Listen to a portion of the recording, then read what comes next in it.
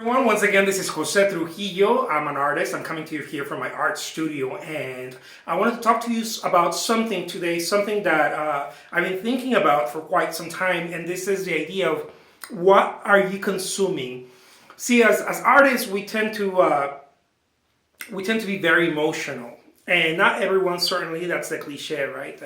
That the starving artist or the emotional artist who can't control his or her emotions, but on a day to day, I think just humans in general, right? Humans in general, we tend to be emotional.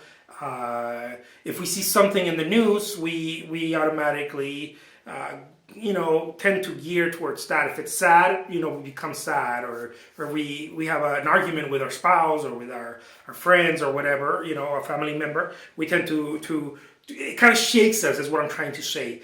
And one of the things that I found out, or I've been finding out more and more, and applying in my daily life is to be careful, to stay alert as to what it is that you're consuming, right?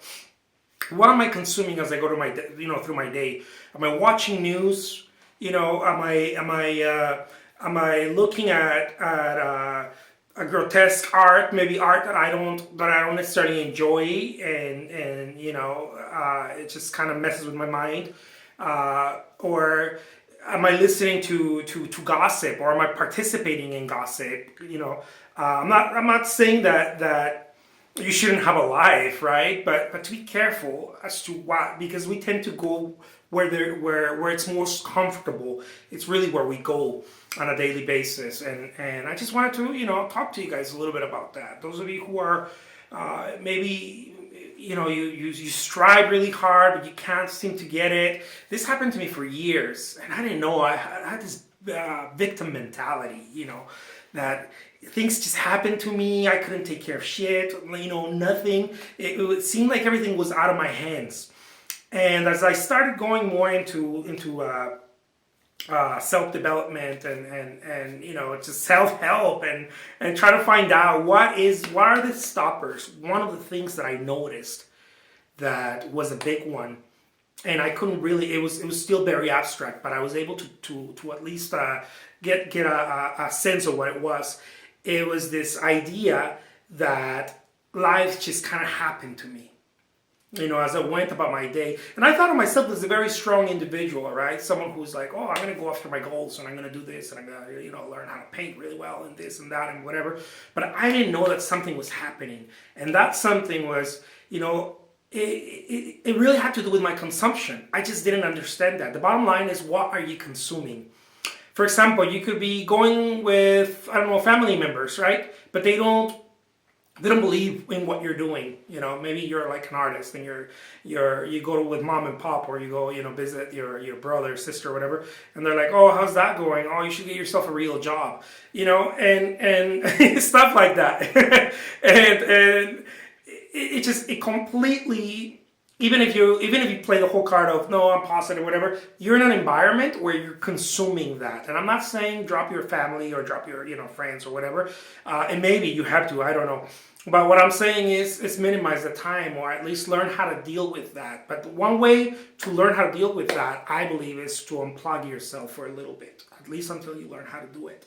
And another thing is that you may be going to drinking with your buddies, on the weekend. You go, and maybe your buddies are not into art or into music or whatever it is that you do.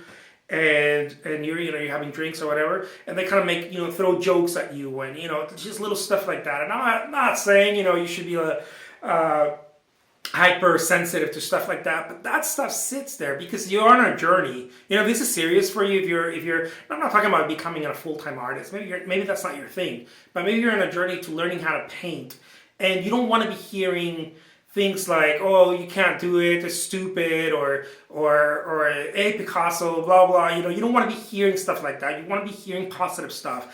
And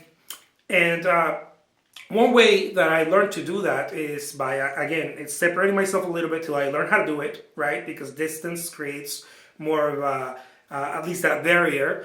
And then I started practicing to to get that strength, right, and awareness, and going and talking to friends or family members and being like, hey, I want positive stuff because I'm on a journey. This is where I'm going, and whatever's coming this way, it needs to be positive. Otherwise, knock it off, or we're gonna have to cut some ties or stuff. Whatever it is that you need to do, I don't know, but it is very important to understand what you're consuming. Maybe you're into, you're ready to paint. See, this is one of the things that I just it just kind of bothers me, because most people, I feel like, we don't understand this, and we just kind of go through life as, as I mentioned, as this victim, and you might not even know that that's going through your mind. That's the role you're playing. You may wake up and automatically go to your phone and see some nasty news, or the president is, or the president. I'm not saying that to stay informed, but all of a sudden that fucks with your whole day, and you're ready to go paint, right? You're ready to go paint. You're like, oh, I'm gonna go paint,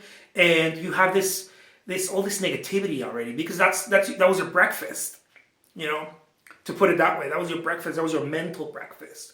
Rather than waking up and maybe, I don't know if you're spiritual or whatever, you meditate or you pray, or you say a prayer or this or that, or you go walk you exercise, or you walk in the park a little bit, or whatever it is you need to do in order to get yourself in that space.